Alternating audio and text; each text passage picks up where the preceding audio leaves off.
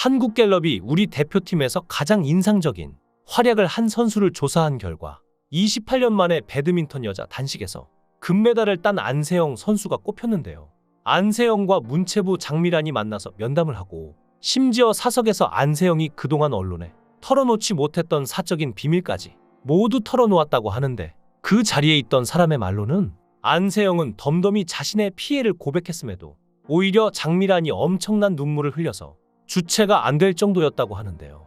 그동안 안세영이 받은 피해가 얼마나 큰지 동행한 관계자들 역시 충격을 금치 못했고, 당장 경찰 조사가 우선되어야 하는 게 아닌가 하는 의견이 대부분이었다고 합니다. 그리고 결국 장미란은 무언가 결심한 듯 만찬회에서 다시 한번 언급할 수 있게끔 도와줄 테니 힘내보자고 했다는데요. 심지어 더불어민주당 소속 국회 문화체육관광위원들이 안세영을 국회로 불러 직접 의견을 들었다고 하죠. 그래서일까요? 윤석열 대통령이 파리올림픽에서 역대 최고 수준의 성적을 거두고 돌아온 선수단과 만찬을 하는 자리에서 배드민턴의 안세영 선수 무릎 부상 등을 언급하며 낡은 관행은 과감히 혁신해야 한다고 강조했습니다. 사실 배드민턴 업계는 생각보다 더 썩어 있는데, 유도하면 용인대 카르텔이 강하고 축구하면 고대 열하나회가 떠오르는 것처럼 배드민턴 하면 한국체육대가 꽉 잡고 있습니다. 특히나 안세영이 폭로하자마자 가장 먼저 안세영을 비난했던 방수현이 배드민턴 한체대 카르텔의 대표주자인데요. 80년도에 배드민턴 국가대표 선수로 활동했던 선수들이 한체대 교수가 되어 제자들을 키웠고, 그 제자들이 90년대 올림픽 메달을 땄던 방수현 시기의 선수들이 된 것이죠. 그리고 이 카르텔은 여전히 이어져 오고 있습니다. 안세영의 폭로에 아무도 편들어주지 않았던 가장 큰 이유가 바로 안세영은 고등학교를 졸업하자마자 바로 대표팀에 발탁됐기 때문인데요.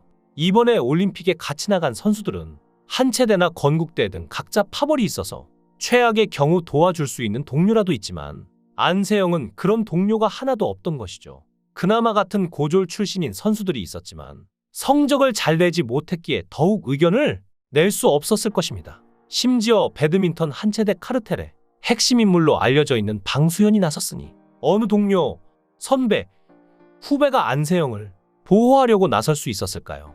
방수현은 미국 중남부 루이지애나주에서 살며, 방수현은 국제 배드민턴 연맹 이사를 역임했죠. 여기서 뭔가 느껴지실 텐데요. 방수현은 선수생을 은퇴한 이후 연맹에 소속되어 선수보다는 연맹 측에 서서 편파적인 성향을 가진 지 20년이 넘었다는 추측이 가능한 상황인 것입니다. 그리고 갑자기 2020년 도쿄올림픽부터 해설위원을 맡으며 방송에 복귀했는데 무언가 이상하지 않으신가요? 방수현이 한체대가 아니었다면, 그리고 연맹에 소속되어 선수보다 연맹을 위한 행동을 한 사람이 아니었다면 과연 순조롭게 방송에 출연할 수 있었을까라는 의문이 드는데요. 방수현은 안세영을 향해 대표팀을 누가 등 떠밀어서 들어간 게 아니지 않나라고 저격했는데요.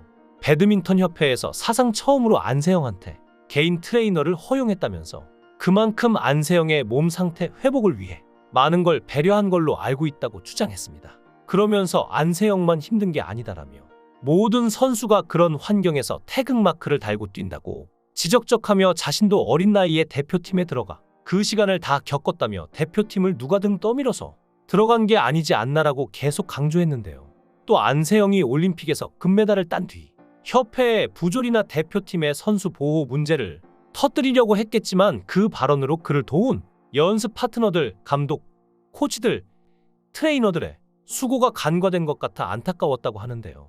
이어 이런 상황을 세밀하게 살펴볼수록 협회가 안세영을 얼마나 특별 케어했는지 밝혀질 것이라고 목소리를 높였습니다. 안세영의 인터뷰 내용을 지적하고 싶지 않다면서도 시기가 아쉬웠다고 지적했는데요.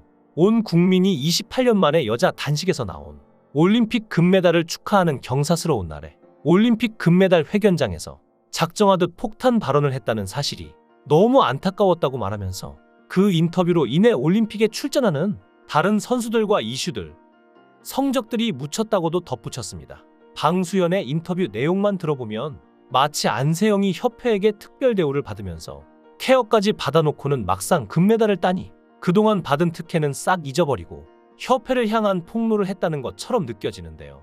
배드민턴 협회, 배드민턴 업계 동료들이 안세영에게 아무런 잘못도 하지 않았는데 일방적으로 피해를 당한 것처럼 말하고 있습니다. 안세영은 중학교 3학년이던 2017년 처음 대표팀에 발탁됐을 때부터 선배들의 끊어진 라켓줄을 교체하거나 방 청소와 빨래 등을 전담했죠. 심지어는 외출하기 위해서 모든 선배들에게 각자 외출 보고해야 하기까지 했습니다. 중3부터 지금까지 7년 동안 안세영이 겪은 부조리에 대해서 그 누가 말을 할 수 있을까요? 부모님까지 나서서 협회에게 이런 부조리를 없애달라고 애원했지만 협회는 부조리가 아닌 오래된 관습이라며 안세영을 무시했습니다. 이렇게 체육계에서 카르텔에 속하지 못했지만 실력은 뛰어난 선수들에게 가장 많이 하는 게 이렇게 유치한 방식으로 길들이기 하는 건데요. 그나마 안세영은 국가대표가 되어 자신이 입은 피해를 폭로할 수 있었으나 국가대표가 될 기회조차 얻지 못한 선수들도 있습니다. 바로 유도선수 출신 김재엽의 제자인데요. 88년 서울 올림픽 유도 금메달리스트인 김재엽은 선수 생활을 은퇴하고 제자를 키우며 감독직을 맡았는데 애틀랜타 올림픽 유도 국가대표 최종 선발전 76kg급 승자 결승에서 자신의 제자가 상대에게 0대3으로 판정패하는 믿을 수 없는 사건이 벌어졌습니다. 이 판정은 큰 파장을 일으켰는데 제자인 윤동식은 경기 후 매트에 30분간 주저앉아 항의했고 그의 스승 김재엽도 강하게 반발했죠. 당시 유도 대표팀 사령탑이었던 김창호 감독 역시 강한 선수를 데리고 가야 올림픽에서 좋은 성적을 내는데 강한 선수를 떨어뜨리면 어떻게 하느냐라고 불만을 표출한 뒤 경기장을 떠났죠. 심판 말고 모두가 납득할 수 없는 판정패였습니다. 사실 이런 결과는 당시 유도계에서 용인대만 키우는 분위기가 있었기 때문에 용인대 선수들에게 편파 판정이 난무했기 때문입니다. 경쟁을 통해 좋은 선수가 나오도록 하는 게 대한유도회의 역할인데 용인대 사람들끼리 심판위원장까지 다 했으니 공정할 리가 없었죠. 그래서 김재엽이 제자를 위해 언론에 폭로하자 모든 역풍은 그에게 몰아쳤습니다. 그의 주장에 따르면 용인대 총장과 대립각이 세워져 협회에서 주는 연금이 박탈됐고 국내 유도계에서 자신에 대한 자료를 없앴고 관련 분야에 취업하면 압력을 넣어 일을 못하게 만들기도 했다고 주장했습니다. 그러면서 안세영의 사례를 언급했는데 안세영이 금메달을 따고 협회에 대한 내용을 용기 있게 폭로한 게 자신을 보는 것 같다며 안세영이 성적을 냈기에 폭로가 가능했지 만약 성적이 안 좋았으면 이런 부당함을 계속 감당해야 했을 것이라 했죠. 안세영은 금메달을 따고 꼭 얘기해야겠다고 생각했느냐라는 취재진의 질문에 내 발언에 힘이 있을 때 말하고 싶었다라고 대답하며 협회에 대한 불만을 드러냈죠. 사실 안세영이 원하는 건 너무나도 기본적인 부분입니다. 안세영의 요구 조건은 명확합니다. 배드민턴 대표 선수들이 진천선수촌 내에서 합숙훈련을 할 때 청소, 빨래, 라켓줄 매기 등 아직도 선배가 후배에게 부당한 지시를 하는 것으로 드러났는데 올림픽을 앞둔 안세영 역시 허락 없이는 개인 운동을 할 수 없었고 충분한 휴식을 취할 수 없으니 안세영은 이런 환경의 개선을 원하고 있는 것이죠. 체계적인 부상 관리도 필요한데 안세영은 자신이 심각한 부상을 입었음에도 제대로 치료를 받지 못하고 방치됐다고 느꼈고 인도 오픈 때 안세영이 허벅지 부상으로 8강에서 기권했는데 여기서 안세영은 부상 치료를 위해 조기 귀국을 원했으나 협회에서 막았던 사건이 있었죠. 안세영은 부상으로부터 잘 회복될 수 있는 여건과 지원을 받았다고 여러 번 말했습니다. 배드민턴 협회의 지원이 없는 것이나 다름없고 심지어는 선후배 간의 악습에 시달리는 후배를 보고 날선 발언을 서슴지 않는 선배라는 사람들을 보면 참 기가 찰 노릇입니다. 안세영 입장에서는 자신의 후배들은 같은 일을 당하지 않기 위해 그리고 자신도 더 이상 악습에 시달리지 않기 위해 용기를 냈건만 그런 후배를 비난했으니까요. 협회 측은 정해진 예산에서 우선순위를 정하고 효율적으로 활용했다며 오히려 안세영이 손흥민, 김연아에 맞춰진 눈높이가 기준이면 부족하다고 생각할 수밖에 없다고 언급했죠. 슈퍼스타급 스포츠 선수와 안세영 선수가 다른 눈높이를 가져야 한다는 뉘앙스의 발언으로 해석되는데 그런데 무엇보다 한 종목의 협회라면 자신들의 종목 선수 그것도 세계 1위를 하고 금메달까지 목에 건 선수라면 적어도 협회만큼은 손흥민, 김연아만큼 성과를 낸 정도의 선수로 생각해야 하는 것 아닐까요? 스포츠계는 비교 불가라는 말이 있는데 농구인들은 축구의 전설 펠레를 마이클 조던에 비교하지 말라고 하죠. 역시 축구인들도 마이클 조던이 아무리 뛰어나도 펠레에는 비교할 수 없는 부분이라고 말하는데 마이클 조던과 펠레 두 선수들을 비교하는 것은 무리지만 두 선수 모두 자신의 종목에서는 역대 최고의 선수임은 부정할 수 없는 사실입니다. 한국의 구기 종목에서는 핸드볼의 윤경신, 배구의 김연경 선수가 역대급이라고 할 수 있는데요. 김연경은 2012 런던 올림픽 때 대한민국은 4위에 그쳤지만 득점왕과 MVP 2관왕에 올랐는데 올림픽 여자 배구 사상 올림픽 4위 팀에서 MVP가 나온 것은 김연경이 처음이자 마지막이죠.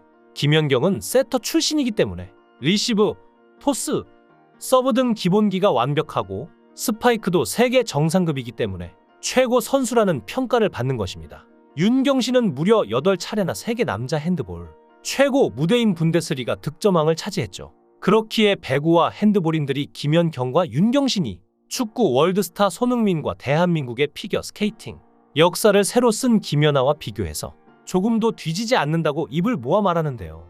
안세영은 여자 배드민턴 역사상 스피드와 기술이 최정상급은 아니지만 수비력과 체력 그리고 배드민턴 IQ는 역대급으로 자신의 약점을 커버하고도 남는 선수입니다.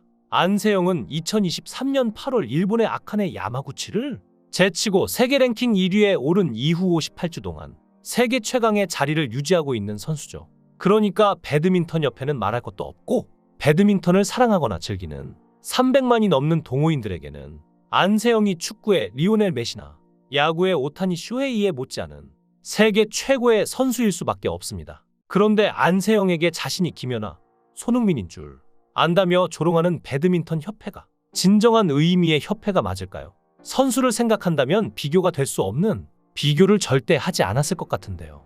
실제로 국민들이 납득할 만하게끔 이번 기회에 제대로 조사가 이루어져야 올림픽 이슈 때 잠깐 반짝한 관심이었다는 비판을 피할 수 있을 것으로 보입니다. 수많은 부상과 부조리를 이겨내며 올림픽 금메달리스트가 된 안세영이 이제는 혼자가 아닌 국민들과 함께 부조리와 싸울 수 있도록 많은 관심으로 지켜봐 주셨으면 좋겠습니다. 안세영 선수를 응원합니다. 여러분은 어떻게 생각하시나요? 댓글로 여러분의 생각을 달아주시면 감사하겠습니다. 귀한 시간 내서 영상을 시청해 주셔서 대단히 감사합니다. 여러분의 생각은 어떠신가요? 귀한 구독과 좋아요 부탁드립니다. 강산TV였습니다.